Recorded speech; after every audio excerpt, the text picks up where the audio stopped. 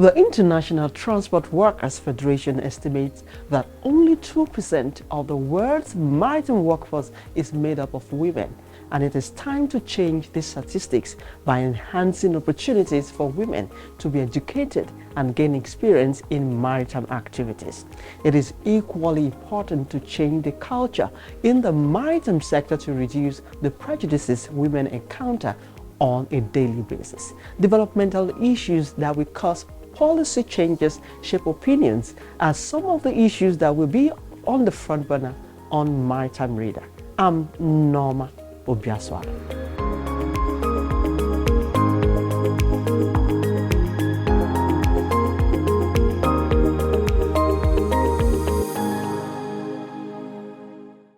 The long interaction of mostly men and the sea has also created significant cultural barriers to the participation of women in seafaring.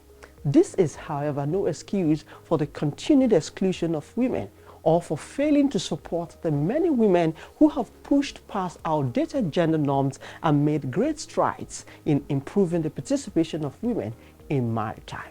The African Union is leading the way on empowering women in the continent.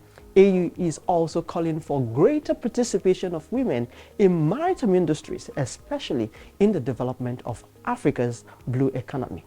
If achieved, this will see increasing interest in African countries that are developing maritime industries that could also translate into economic benefit from maritime resources for Africa, as well as opportunities in fields such as ship ownership, fishing, manufacturing, and shipbuilding, and other natural resource extraction.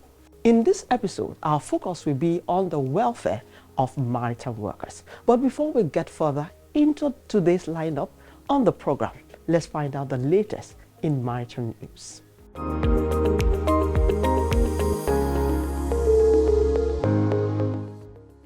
Back to your respective.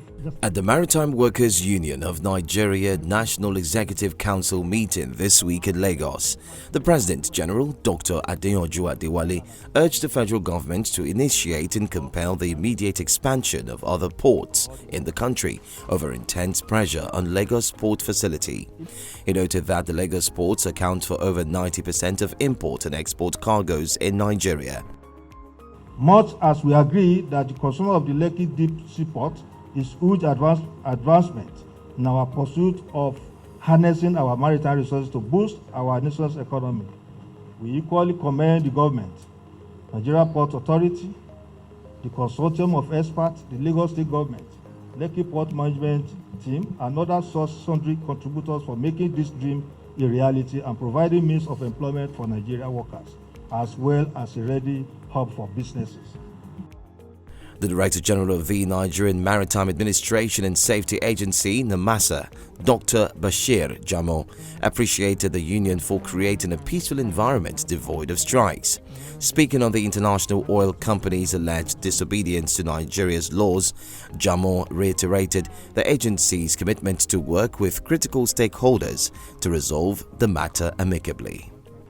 No nation can grow if their maritime industry, they are fond of, strike and other things. Even with the bad omens that used to happen, we used to manage and navigate and get things done. So I would like to appreciate and congratulate each and every one of you. Managing Director of the Nigeria Port Authority, Mohammed Bello Koko, represented by Ahmad Umar, said the authority has obtained approval to recruit more employees to address the lapses regarding shortage of workers. The National Association of Government-Approved Freight Forwarders, NAGAF, has called on all freight forwarders to embrace professionalism. Speaking during the association's 23rd anniversary banquet in Lagos, the founder of NAGAF, Dr. Boniface Aniebonam, stressed the need for freight forwarders to take the initiative and ensure that they are adequately educated and certified to be professionals in their business. Aniebonam raised the issue of the NAGAF Academy not yet being registered by the Council for the Regulation of Freight Forwarding in Nigeria, CRFFN, noting that CRFFN is a brainchild of NAGAF. He also challenged freight forwarders to ensure that control of CRFFN is taken back from the government, as it is not a government agency. The Registrar of CRFFN, Barrister Sam Nwakohu, stressed the importance of education and certification for all freight forwarders, as he also noted that the core mandate of the Council is to ensure that all practicing freight forwarders are duly registered, certified and practice professionally. NAGAF's National President Tochukwu Esezi, in his welcome address, noted that NAGAF will continue to lead the way by bringing new ideas and innovation into the maritime industry through new and evolving digital technology, maintaining as well as improving new values, standards, ethics, and professional ethics of the industry. Prosper Africa, the United States government initiative to increase two-day trade and investment between it and African nations, has announced plans to invest $170 million on the continent. The initiative's plan includes an arrangement to boost African exports and infrastructure, as well as mobilize private investments to accelerate African innovation. Prosper Africa's COO Leslie Marbury said Africa offers some of the greatest growth opportunities for shared prosperity for both African countries and the US. Marbury noted that the US is committed to investing in Africa's transformative growth and untapped market opportunities, being home to the world's largest free trade area, growing economies, and an increasingly young, urban, and digitally connected population. According to the initiative, the US government has helped close 1,100 deals across 49 African countries worth about $65 billion since 2019. The aim is to boost African exports to the United States by $1 billion in the next 5 years. Various governments as well as maritime workers and employers organizations have agreed to new measures to improve conditions for seafarers, including those who have been abandoned. Guidelines on how to deal with seafarer abandonment were adopted by the first meeting of a joint International Labour Organization (ILO) and International Maritime Organization (IMO) tripartite working group. The guidelines seek to address the significant rise in cases of abandonment of crews reported to the ILO, which have risen from less than 20 cases per year between 2011 to 2016 to 40 in 2019, 85 in 2020, 95 in 2021, and 114 cases as of mid-December 2022.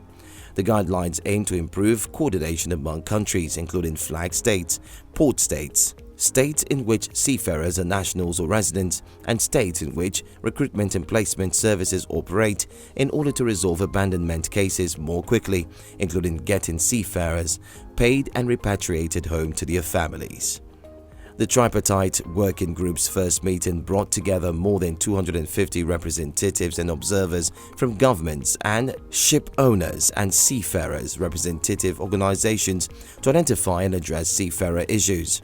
The meeting was held in hybrid format in Geneva, and the outcomes of the meeting will be reported to the ILO governing body and IMO legal committee in 2023.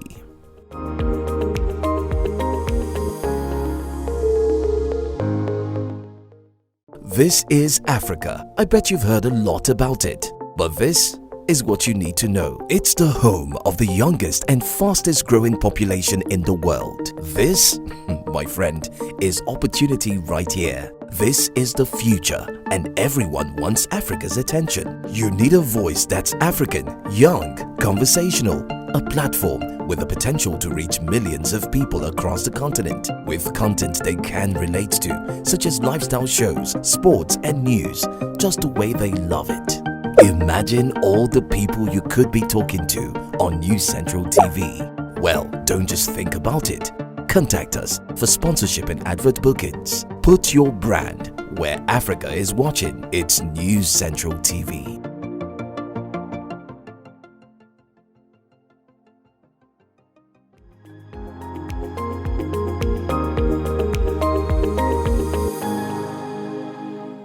If you're just joining us, this is Maritime Radar.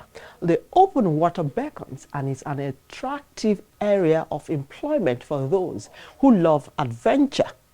The industry includes a wide range of roles, from work on the cruise and fishing ships to a career working on docks. There has been a continued struggle for an improved welfare of maritime workers. I spoke to Comrade Adewale Adeyanju on what the Maritime Workers Union of Nigeria has done to ensure regular training, safety, standard sanitation facilities befitting of humans, which will position them to be competitive among workers in similar jobs around the world.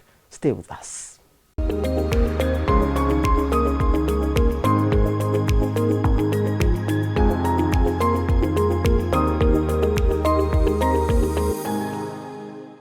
I must applaud your leadership style. Can you take us through what is your driving force and the achievements you've made so far and the challenges? Thank you for having me. I think if I should start telling you the achievements so far made, we are not going to leave this your studio. But we need to give everything to Almighty God that has been our driving force. No, without God, there's no how you go to succeed in life. He's the utmost, He's the omnipotent, the omniscience, and He's the only one that you need to rely on, who happens to be your backer. And He's backing you when you're having an issue. It has to do with you having an affairs with multiple workers, different attitude, different languages. So it is God that is making it to be like that, and we appreciate Him always. Well, if we talk of achievement, over the year, the name Target Maritime Workers Union of Nigeria, they always give us that scenario that this union, they are full of crisis upon crisis. And ordinarily, there's no how you're going to be in a particular place when mouth and tongue, they quarrel, but at the end of the day, they resolve their issues. But we believe in dialogue, we believe in openness with our employers, and retraining has been part of the key to this success we're talking about. Because for years, there was only training for dock workers, seafarers, and other port workers under Maritime Workers from Nigeria. So nobody knows their left from their right, so they behave just anyhow. But when training upon training started coming, they travel out of this country to Dubai, to other countries for more training. I think the narrative changed for good. And that is why you can see today that there is peace in the port, and the peace is going to be consistent. Not that I'm exaggerating it, or it's what I think God have done in the life of Maritime Workers of Nigeria's leadership. So we continue to do our own and leave the rest for God. So what are the challenges you've incurred so far? Yeah, well, you cannot rule out challenges. If you want to succeed in life, challenges must be there. And is it from employers? Is it from even the workers too that you are even talking to, who still don't believe in what you are trying to tell them? But it's not easy for you to say, okay, I'm trying to educate this man, when you know his left from his right is different from yours. So it will take a long time before you keep on telling them that, no, this thing is white, this is not black. Let us do it in this way. I think some of them now change for good, change for better, because of the training we're talking about. So the challenges are some of the employers too, who try to maximize profit at the expense of the poor workers. They see them because they don't have anybody that is giving them backing, they don't have anybody that is supporting them. So they are using them as a slave in their father's land. And we felt those are part of the challenges. But as time goes on, some of the employers still reason with us, and they understand what we are telling them, that there's no how you are going to use somebody to remain poor or to remain irrelevant in your company without giving him adequate training. So I think today, we can say the level of challenges that we encounter in the name of struggle, is it by CBA, collective bargaining agreement, coming from the union and the employers? I think things have changed, and we are managing whatever challenges that comes to us. So how will you say your association has fared in ensuring professionalism and discipline? You said training has also helped to achieve that. Yes. What other things?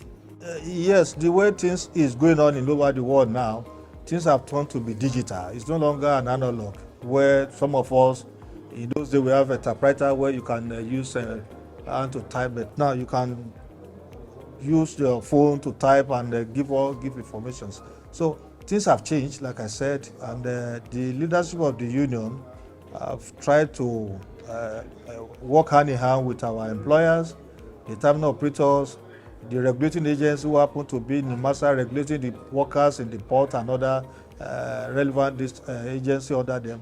So we work hand in hand with them, and I think today we can bold to tell the whole world that yes, the leadership of the union have come to stay, and we are doing what God has asked us to do. You mentioned several negotiations to ensure workers' health welfare. How far have you fared with that, particularly? Yeah. Has there been an improvement on the welfare? Yeah, there is. Then there's also seafarers who are pensioners who have been old and all that. How have you fared in that area? Yes, the CBA is the background of any successful union. If you want to succeed in life, if you don't have what we call collective bargaining agreement between you, the union, and the employers and the workers, there's no how you're going to succeed, because they'll be using them as outsourcing. You can use them for any kind of job, but the CBA have stayed clear the do's and don'ts. What is binding me and you together? That is collective bargaining agreement between the employee and employers. So we look at the seafarers who over the years have contributed to the development of this great country. Without seafarers, I do not think somebody can import or export anything. But with the level we have today, the seafarers have been trained to a standard where they can compare with the other of their colleagues all over the world. So where we are saying the pension that belongs to all those aged seafarers that have retired from the Niger shipping line liquidations, they should pay them what belongs to them in line with the CBA. So that is why we are telling the government to make sure that their pensions will be given to them. Yes, the court judgment is very clear, very open, directing the Ministry of Transport, directing the stakeholders to make sure that what belongs to the retirees, that is the seafarers, should be given to them. That is their pensions. And I think the union were on top of it. We met with the new minister, who happened to be an energetic leader, a man of visions, a man that believes he will not play on the intelligence of the poor workers. And he has given us an assurance that he's going to look into it. And he has set up a committee that are looking into the issue of seafarers, not only seafarers, including the shipping too. We made mention of the shipping branch, the shipping companies, where some of the workers, under them, the remuneration is not to write home about. There's no standardization in the shipping industry, where somebody will be on one scale for almost close to 10 years or 15 years. So, and if the man is retiring back home, it's like a death sentence to the same person. We now say, okay, fine, why don't you have what we call minimum standard? That if somebody is coming today, he must have no scale, he must have no, if he has clocking 10 or 15 years, he must have know how much is going to be his take home. And those ones that are the hold in their district must have no, if I'm retiring, this is what is going to be my take home. So that is why you can see what we are saying, that we have declared state of emergency in the shipping industry, because those shipping agency or what the employers, they are only using our people for outsourcing, and outsourcing is like you are killing the industry. So we can do the job we are outsourcing to somebody. Why don't we employ it and give somebody permanent employment? Let him continue to do the job, because you are trying to maximize profit at the expense of what they are about doing. You mentioned seafarers, and one sure way to get them employed, at least to get a sea time training after employment, is by getting Nigerian vessels. How does the news of dispersing the CVFF by the minister come to you? But that will be after this short break. Please stay with us.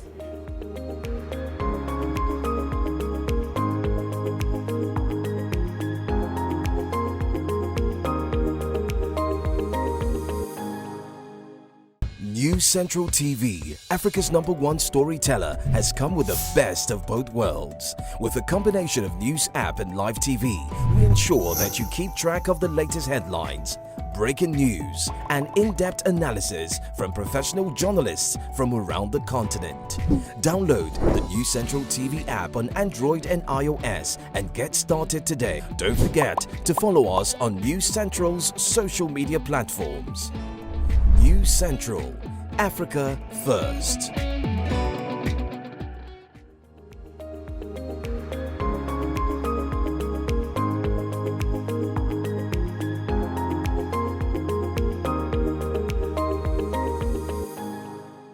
Welcome back. If you are just joining us, this is Maritime Radio, and I still have with me in the studio Comrade Dr. Adeyanju Adewale. Before we went on that break, I had asked, how does the announcement of the CVFF and disbursement come to you relating to seafarer sea time?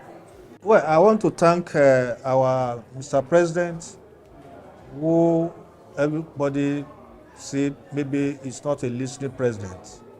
The announcement of the CVFF came in as shocking. Because I was at the venue when the Honorable Minister was able to announce that Mr. President have released their fund. And we're all happy, we all celebrated it that very day, that's a good thing at the right time, that the minister came in at the right time. We have former minister too who have been championing the cause of this fund being released. But I think another minister come and has taken the glory that we think somebody's supposed to have gotten it before. But we thank the doggedness of this new minister who is very proactive and he knows what he's doing, and I'm sure he must have gotten the support of Mr. President that this thing is by law and there's no how we're going to play against the law.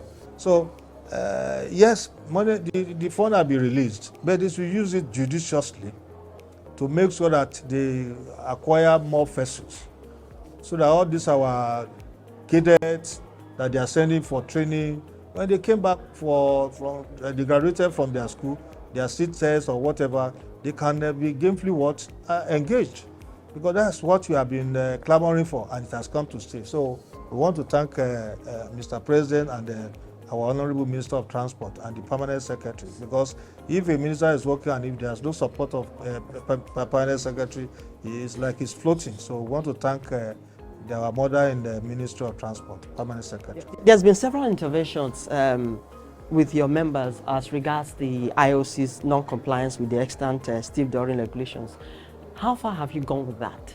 You see, this matter has been on for almost 2 or 3 years. I said it in the hall, where the IOC have no regard for the law of this great country. And I keep on saying it, that it's only this country they can play on our intelligence, where they believe the law of this land is nothing to them.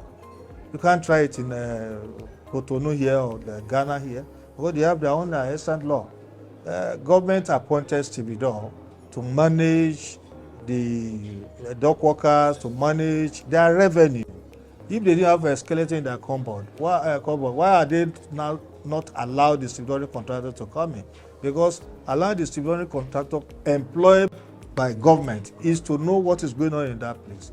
It's to get more revenue for government. So compliance, some of them have been so naive on that. They don't want to even reason with us. They don't want to reason with government. But we learned recently that few have complied.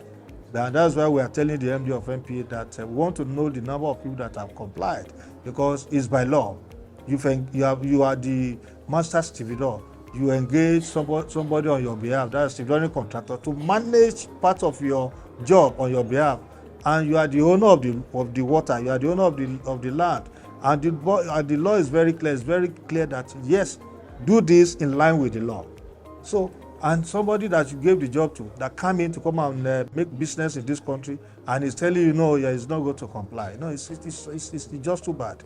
And I remember when the former minister, Right Honorable Rotimi Amechi, I was at that meeting when he gave 7 days ultimatum to all the IOCs. 7 days is now where we are today. Only few of them who believe in this law are complying. And there's no penalty for them? Well, I do not know there's penalty. I know there's penalty, but the country is full of deceit sometimes. When this is where you're supposed to sanction somebody, but somebody at the top will come down and say, look, let's give them some time. Some time now will be 2 to 3 years, because somebody that is sitting on top of that law knows what is benefiting from there. So sometimes the CEO of any particular organization always on handcuff, because somebody will give order. Say, no, leave it, let's give them some fair hearing. Fair hearing is almost 3 or 4 years now. A good working environment ensures productivity. Do you have on-spot assessment of the environment where your members work as regards to health and safety? Yes, we do. And sometimes, there's no how when you have about 12 children, you don't expect all of them to behave the same way. Yes, a good environment, like Grady said, creates more productivity for workers. But some terminals, they manage their workers, they cater them, they give them what belongs to them at the right time.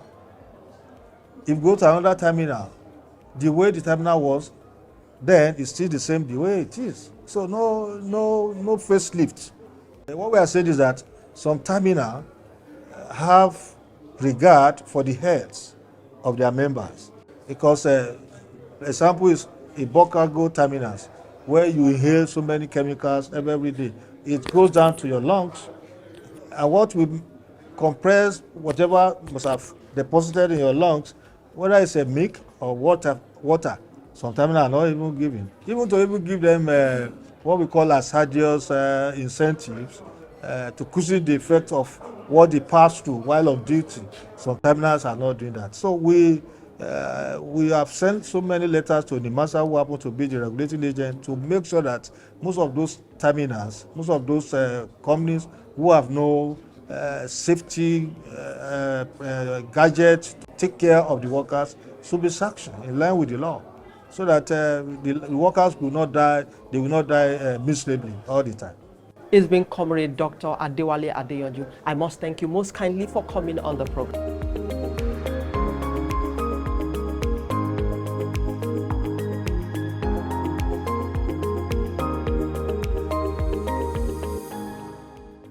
And that's where we draw the curtain on this week's edition. Join me again next week as we explore how Africa can unlock the latent potential of its maritime industry and its connected sector. You can also expect the latest in maritime news and industry insights right here. I'm Norma Obiaswalo. Many thanks for watching.